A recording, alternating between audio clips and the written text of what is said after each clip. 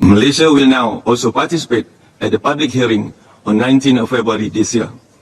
We condemn Israel's apartheid practices and persecutions against the Palestinian people in the occupied Palestinian territories.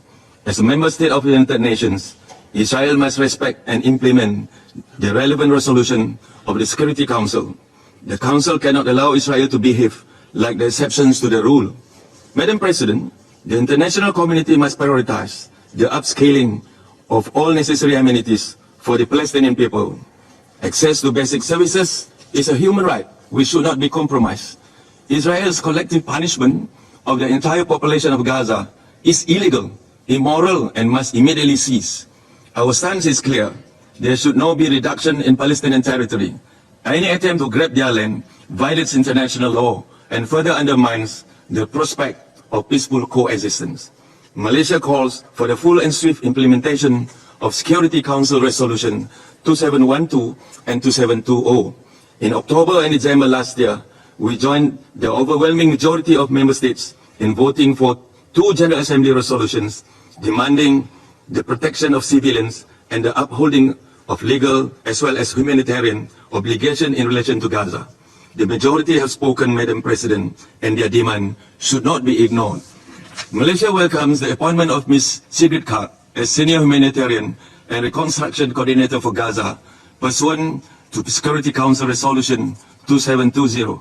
We hope that Ms. Kaak, who has vast experience, especially in Lebanon, will be given the support needed to effectively discharge her mandate and alleviate the humanitarian catastrophe in Gaza.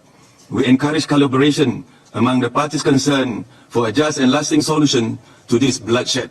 Madam President, we are witnessing a great historical irony in Gaza.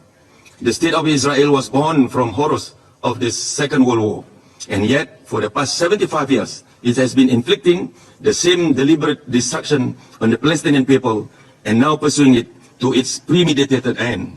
This illegal and immoral pogrom of total annihilation should bring us to a single decision by members of this council. It is time to recognize what Israel has been doing and it is time to accept the state of Palestine as a full member of the United Nations.